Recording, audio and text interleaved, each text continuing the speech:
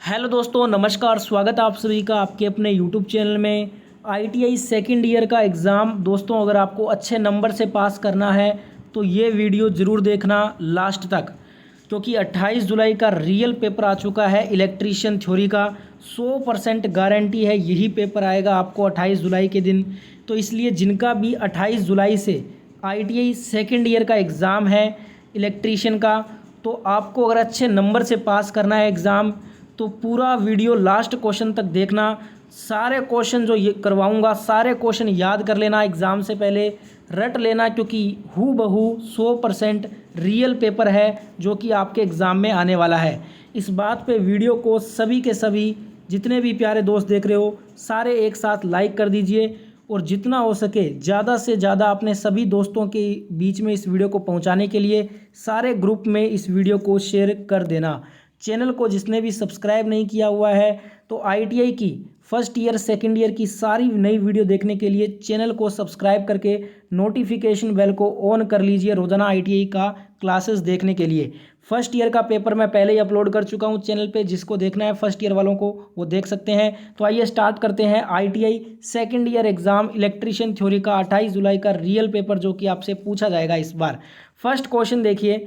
First question है कि दोलक सर्किट में दोलनों या तरंगों को बनाए रखने के लिए कौन सा सर्किट आवश्यक होता है। साथ साथ में आप सभी को आंसर करना है कमेंट बॉक्स में। सभी के आंसर लास्ट में देखूंगा वीडियो के एंड में, तो सभी कमेंट कीजिए। ऑप्शन है वोल्टेज गुणक, नकारात्मक फीडबैक, फिल्टर के साथ दिष्टकारी या सकारात्मक फीडबैक। तो एक बार फिर से क्वेश्चन देख लेते हैं। दोलक सर्किट में दोलनों या तरंगों को बनाए रखने के लिए कौन सा सर्किट आवश्यक है। फटाफट से आंसर बताइए कमेंट में। अगर आप आंसर कर रहे हैं ऑप्शन डी के साथ तो आपका आंसर सही होगा, पॉजिटिव फीडबैक, सकारात्मक फीडबैक आपका राइट आंसर हो जाएगा। हूबहू क्वेश्चन यही आएगा पेपर में, इसलिए वीडियो को पूरा देखना। क्वेश्चन को आपको एक भी क्वेश्चन को स्किप नहीं करना है, क्योंकि हो सकता है जो क्वेश्चन आप स्किप करो ना वही एग्जाम में आ जाए। इसलिए क्योंकि हूबहू यही पेपर आएगा, इसलिए पूरा वीडियो लास्ट क्वेश्चन तक देखिएगा और सारे क्वेश्चन को आपको याद कर लेना है, रट लेना है, क्योंकि एग्जाम में देखने को मिलने वाला है। अच्छे नंबर से पास हो जाओगे। अगला क्वेश्चन है कौन सा इन्वर्टर और कन्वर्टर दोनों के रूप में कार्य करता है। अब मैं क्वेश्चन जो है ना इंग्लिश और हिंदी दोनों भाषाओं में आपके लिए जो है वो बोलूँगा, तो जिनको जो लैंग्वेज सूट करती है उस हिसाब से आप वीडियो को अटेंड कीजिएगा। इंग्लिश में देख लेते हैं question. Which is acts as a both inverter and converter. Inverter और कन्वर्टर दोनों के रूप में कार्य कौन करता है। ऑप्शन देख लेते हैं क्या क्या है। धातु दिष्टकारी, मरकरी आर्क दिष्टकारी, तुल्यकालिक कन्वर्टर या अर्धचालक डायोड। तो यहाँ पे ऑप्शन में जो भी आंसर दे रहे हैं ऑप्शन सी को सिंक्रोनस कन्वर्टर, तुल्यकालिक कन्वर्टर, ये दोस्तों इन्वर्टर और कन्वर्टर दोनों के रूप में कार्य करता है। तो ऑप्शन सी जिन्होंने भी आंसर किया है कमेंट में उन सभी का आंसर बिल्कुल सही है। सारों के आंसर देखूंगा लास्ट में, तो कमेंट करते रहिए अपने आंसर। अगला क्वेश्चन है रोटेशन की दिशा बदलने के लिए एसी ड्राइव के बीओपी में कुंजी बटन का सही अनुक्रम ऑपरेशन कौन सा होगा। Which is the correct sequence operation of key button in BOP of AC drive to change the direction of rotation. Rotation की दिशा बदलने के लिए एसी ड्राइव के बीओपी में कुंजी बटन का सही अनुक्रम ऑपरेशन आपको बताना है। तो फटाफट से करिए, क्या आंसर होगा। ये 4 ऑप्शन दिए गए हैं, सही कुंजी बटन का अनुक्रम ऑपरेशन बताना है। तो ऑप्शन डी को देखिए, ये बिल्कुल करेक्ट आंसर है। पहले क्या करेंगे, प्रेस ऑन करेंगे, फिर ऑफ करेंगे, फिर रिवर्स करेंगे, फिर वापस ऑन करेंगे। ठीक है, यानी कि ऑन ऑफ रिवर्स करके फिर ऑन करना है। ये वाला जो हमारा बीओपी में कुंजी बटन का जो अनुक्रम होगा ऑपरेशन का एसी ड्राइव के अंदर वो बिल्कुल करेक्ट होगा। तो जिनका भी आंसर ऑप्शन डी आया है उन सभी का आंसर बिल्कुल राइट होगा। सारों के आंसर चेक करूंगा, इसलिए कमेंट में आंसर जरूर करना, इससे आपको क्वेश्चन जल्दी याद होगा। क्वेश्चन नंबर 4 कह रहा है what is the purpose of thermal overload relay in control panel. नियंत्रण पट में थर्मल ओवरलोड रिले का उद्देश्य क्या होता है। थर्मल लोड रिले का उद्देश्य नियंत्रण पट में क्या होता है, जल्दी से बताइए। तो जिनका भी आंसर आ रहा है ऑप्शन डी, ये क्या करता है, protect the motor from overloading, motor को ओवरलोडिंग से बचाने का ये काम करता है। ऑप्शन डी जिन्होंने भी आंसर किया है कमेंट में उनका आंसर बिल्कुल सही होगा। वीडियो को लाइक्स ज़रूर करना, आपके लिए इतना मेहनत कर रहे हैं तो आपका फ़र्ज़ बनता है अप्रिसिएट करें वर्क को। सभी के सभी लाइक करेंगे एक साथ और ज़्यादा से ज़्यादा दोस्तों तक वीडियो पहुंचाना है, आपका काम है ये। सभी दोस्तों के ग्रुप में शेयर कर देना, दबा के शेयर कीजिएगा जिससे कि आपके दोस्त की मदद हो जाए। और ITI की फर्स्ट ईयर सेकेंड ईयर की सारी वीडियो रोज़ाना देखने के लिए चैनल को सब्सक्राइब कर लीजिए और नोटिफिकेशन को ऑन ज़रूर करना। अगला क्वेश्चन नंबर 5 कह रहा है why the AC drives are mostly used in process plant. क्यों AC ड्राइव ज़्यादातर प्रक्रिया संयंत्र में उपयोग किया जाता है। AC ड्राइव ज़्यादातर प्रक्रिया संयंत्र में उपयोग क्यों होता है ये बताना है आपको। 4 ऑप्शन आपके सामने हैं, फटाफट से आंसर बताइए। अगर आप आंसर ऑप्शन ए कर रहे हैं तो आपका आंसर बिल्कुल करेक्ट आंसर हो जाएगा। रख रखाव मुक्त लंबा जीवन के लिए AC ड्राइव ज़्यादातर प्रक्रिया संयंत्र में उपयोग होता है क्योंकि इसमें मेंटेनेंस फ्री लॉन्ग लाइफ होता है। ऑप्शन ए आंसर जिन्होंने भी किया है उनका आंसर राइट होगा। अगला क्वेश्चन, वैक्यूम क्लीनर के लिए किस प्रकार की मोटर का उपयोग किया जाता है। Which type of motor is used for the vacuum cleaner.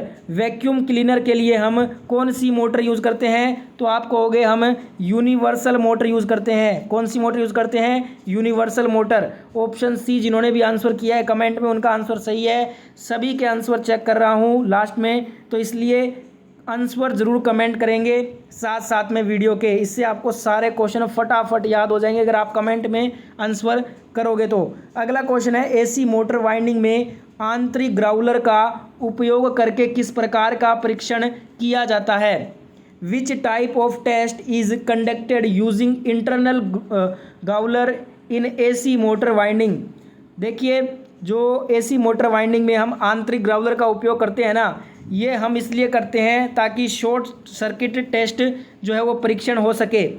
किस टेस्ट को करने के लिए करते हैं तो आप कहोगे शॉर्ट सर्किट टेस्ट को करने के लिए। तो ऑप्शन डी जिनका भी आंसर आ रहा है कमेंट में उनका आंसर बिल्कुल सही होगा।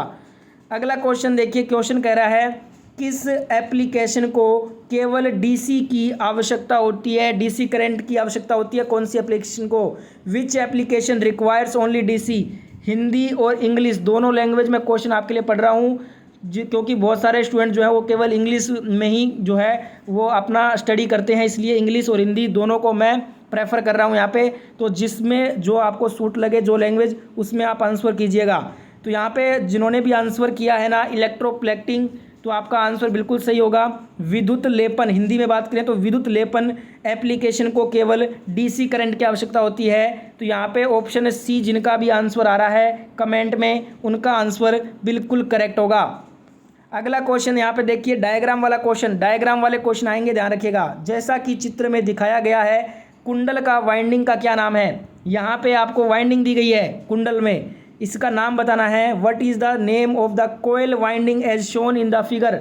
फिगर देख लिया होगा आपने, तो ये कौन सा वाइंडिंग है, ये हीरे की जाली के आकार की कुंडल वाइंडिंग है। डायमंड मैश शेप्ड कोयल वाइंडिंग है ये। ऑप्शन ए जिनका भी आंसर आ रहा है ना उनका आंसर बिल्कुल सही होगा।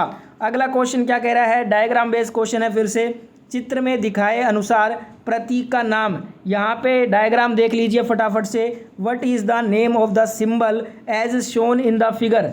चित्र में दिखाए अनुसार प्रतीक, यहाँ पे जो प्रतीक है वो किसका प्रतीक है तो आप कहोगे जेनर डायोड का है। ये एनोड हो जाएगा, ये कैथोड हो जाएगा। ये कौन सा डायोड है तो जेनर डायोड है। जिनका भी आंसर आया है कमेंट में बी ऑप्शन, उनका आंसर बिल्कुल सही है। अगला क्वेश्चन है, चित्र में दिखाए अनुसार हिस्टेरिसिस मोटर के एक्स से चिन्हित भाग का नाम क्या है। What is the name of the part marked as X हो hysteresis motor as shown in the figure. यहाँ पे चित्र में आपको हिस्टेरिसिस मोटर में एक यहाँ पे भाग एक्स के द्वारा निरूपित किया गया है। इस एक्स वाले भाग का नाम बताना है। तो एक्स वाले भाग का नाम क्या है, शेडिंग कुंडल है। बिल्कुल सही आंसर आ रहा है। जिनका भी आंसर बी आ रहा है ना उनका आंसर बिल्कुल सही है। शेडिंग कुंडल is the right answer.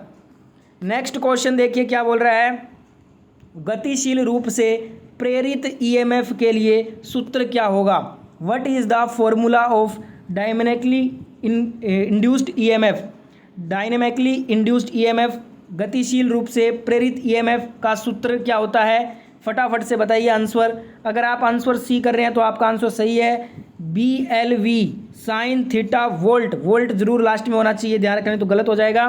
BLV sine theta volt ये गतिशील रूप से प्रेरित EMF के लिए फॉर्मूला होता है। ऑप्शन सी जिन्होंने भी आंसर किया उनका आंसर बिल्कुल सही होगा।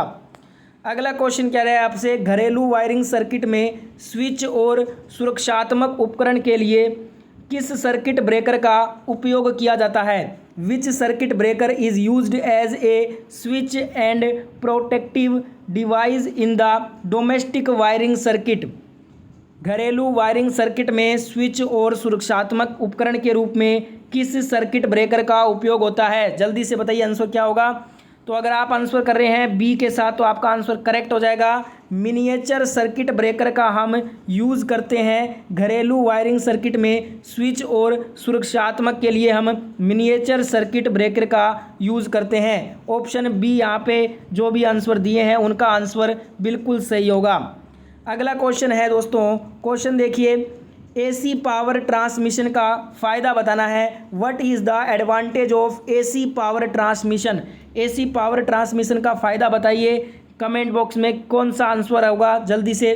तो अगर आप डी आंसर कर रहे हैं तो आपका आंसर सही है। ये वोल्टेज को स्टेप अप किया जा सकता है और आसानी से स्टेप डाउन किया जा सकता है। DC में आपको पता होगा जो है ना वोल्टेज को स्टेप अप नहीं किया जा सकता, वहीं AC पावर ट्रांसमिशन का सबसे फ़ायदा यही है कि इसकी वोल्टेज को हम कभी भी कितना भी स्टेप अप कर सकते हैं और उसको वापस आसानी से स्टेप डाउन भी कर सकते हैं। स्टेप अप और स्टेप डाउन दोनों किया जा सकता है, इसलिए AC पावर ट्रांसमिशन फ़ायदेमंद होती है। ऑप्शन यहाँ पे डी जिन्होंने भी आंसर दिया है उन सभी का आंसर बिल्कुल राइट होगा।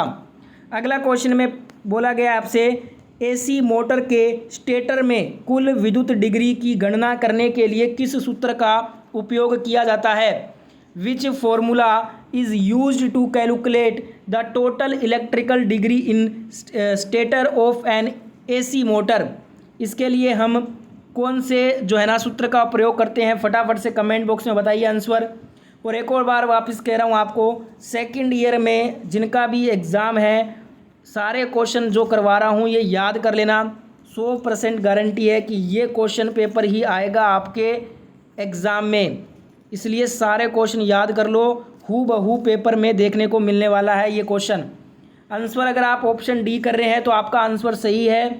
AC मोटर के स्टेटर में कुल विद्युत डिग्री की गणना करने के लिए जो सूत्र होता है वो होता है total electric degree is equal to 180 degree into number of poles. 180 degree से गुना करेंगे जितने भी उसमें पोल्स की संख्या होगी। ठीक है, अगला यहाँ पे क्वेश्चन है, चलती हुई DC मोटर में प्रेरित EMF की सहायता करने की क्रिया क्या है?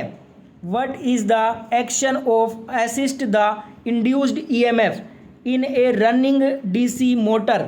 चलती हुई DC मोटर में प्रेरित EMF की सहायता करने की क्रिया को क्या कहा जाता है? फटाफट से बताइए आंसर क्या होगा। अगर आप आंसर कर रहे हैं ऑप्शन एक को तो आपका आंसर बिल्कुल करेक्ट है। ये लागू वोल्टेज का विरोध करता है, अपोज द अप्लाइड वोल्टेज। चलती हुई DC मोटर में प्रेरित EMF की सहायता करने की क्रिया जो है ये लागू वोल्टेज का विरोध करता है। ऑप्शन ए जिन्होंने भी आंसर दिया है उनका आंसर बिल्कुल राइट होगा। नेक्स्ट क्वेश्चन आपके स्क्रीन पे आ गया है, फिगर वाला क्वेश्चन है।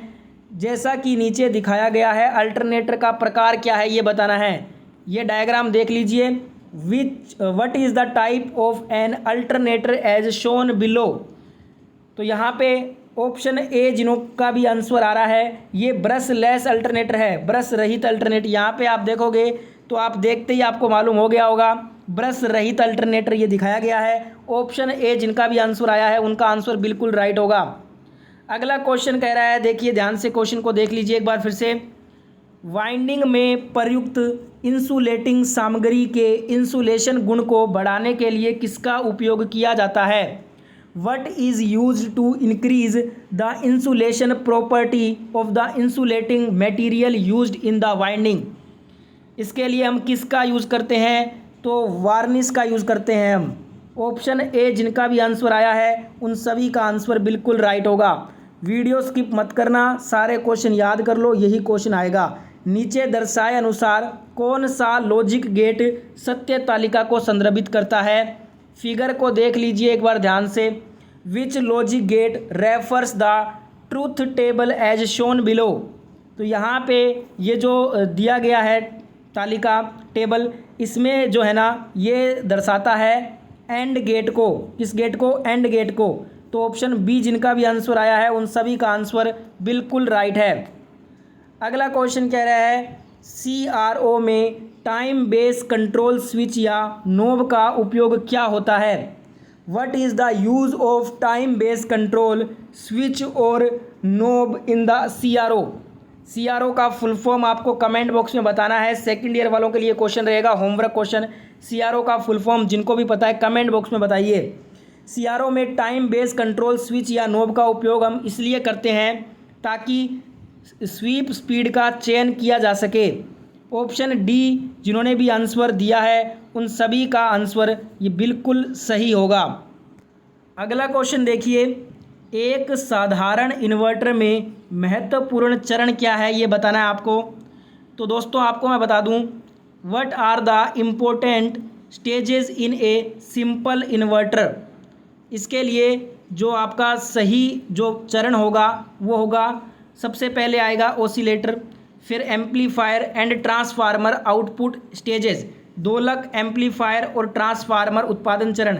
ऑप्शन बी जिनका भी आंसर आ रहा है ना उनका आंसर बिल्कुल राइट है। नेक्स्ट क्वेश्चन देख लेते हैं। अगला क्वेश्चन कह रहा है AC प्रतिरोधक और प्रेरक भार को शुरू करने और रोकने के लिए संपर्ककर्ता का मानक कर्तव्य चक्र कोड कौन सा है।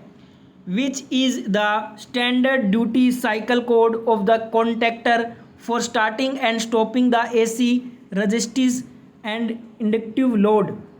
इसके लिए जो हमारा करेक्ट आंसर हो जाएगा वो हो जाएगा ऑप्शन ए, AC2। जो भी आंसर कर रहे हैं ऑप्शन ए को उनका आंसर बिल्कुल सही होगा। अगला क्वेश्चन है N चैनल JFET का गेट टर्मिनल कैसे अभिन्नत है।